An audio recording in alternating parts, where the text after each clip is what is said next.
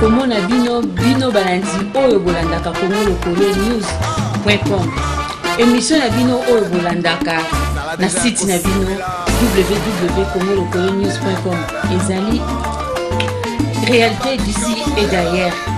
Idéologie ya mama Starline Mbewa ekopesama epa ya mama Gidi Bisi. Eza émission na bino oyo bolandaka mingi makambo ya mboka na libanda ya mboka.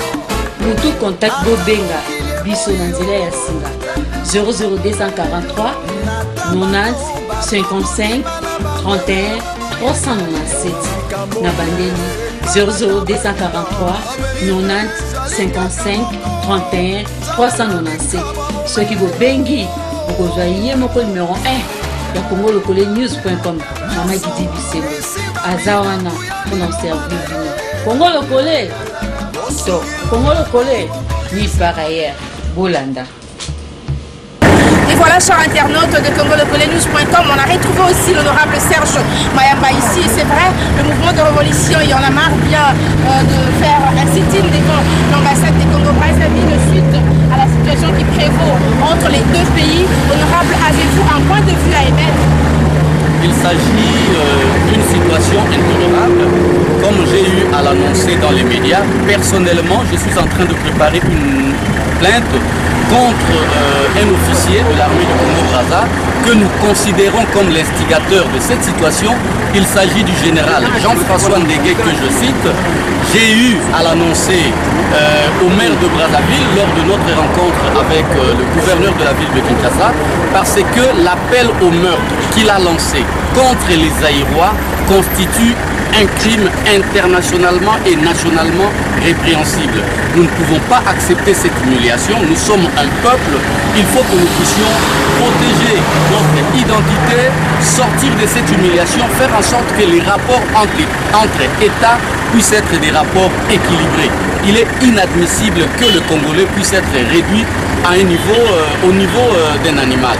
Donc je crois que c'est pour cette raison d'ailleurs que nous encourageons les jeunes qui se prennent en charge comme Yanama en leur demandant bien sûr d'agir dans le sens du respect des lois de la République.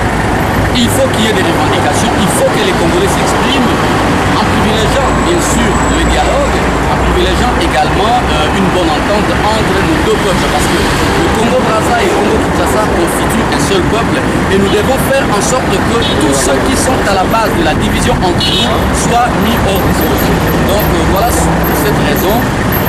Il faut nécessairement que les Congolais se mettent ensemble pour dénoncer parce qu'il y a des mamans d'âge avancé qui ont été violées. Aujourd'hui, nous avons des frères et sœurs qui sont portés disparus. Il y en a dont nous avons le témoignage des morts. Il faut que ça s'arrête. Ok, merci. Alors, Toto, je peux voir honorable la Lingala Vambate pour la vulgariser message dépassé KTV. On a vu son amour Lingala. Honorable Mayamba Tokutanina Yo Awa. Il y a solo mouvement, il y en a marre à télémi pour la situation. Ils ont les cas entre deux Congo. Yo Kolobani, il y a un message na Lingala. Et puis, bato baza la diaspora ba lobby na biso ete bazomona mouvement mon côté na ministère na biso affaires étrangères na ministère na biso intérieur ba toucher moi le ministère mingi ezaki habilité ya kozwa makambo na maboko mais malheureusement bazozwa ngo na maboko te. Oui, biso tozali balobeli ya peuple soki lelo ministère moko eza kosala mosala te biso tokosala oyo mobeko ezali kopesa lingisa na peuple ya sala ndenge bandeko ya yana maro oyo tokuti awa bazali kosala basala mosala tolobi basala yango na korespektaka mibeko ya mboka kasi l'essentiel mpo na biso ezali kodénoncer situation oyo kosala en sorte que humiliation oyo bakongolais bazali kosubir na libanda ezala lisusu te mpe surtout lokola tozali bapeuple oyo tomesana koyoka na biso na bandeko ya Congo Brazza lokola ezali na ndeko moko ya mampinga ya Congo Brazza oyo alansaki maloba oyo babengi na lopoto appel au meurtre tolandi ye na nzela ya internet ezali général Jean-François Ndenge moi je le cite esengeli ba instance judiciaire ya biso to pe ya libanda etala ndenge nini ya kolandela ndeko oyo parce que ebongi te na maloba ya moto makambo ya mabe esalama yango wana biso tozali koencourage bandeko nyonso oyo bazali kosala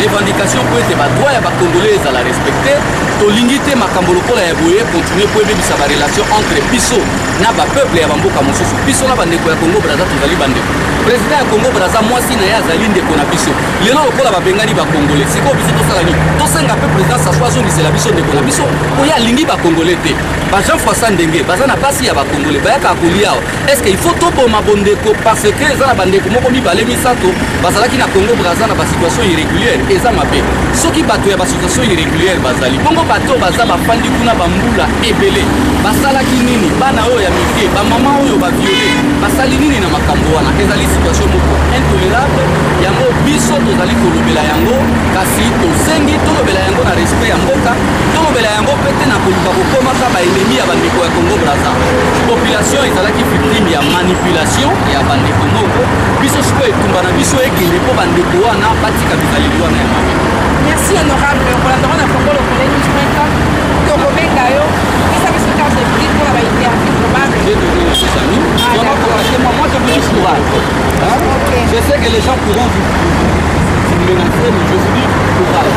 Si vous déjà ils ont été menacés au beach, mais quand même ils ont continué. Nous sommes en contact, s'il y a ce genre de choses, n'hésitez pas à nous contacter et puis on va vous accompagner. Merci honorable.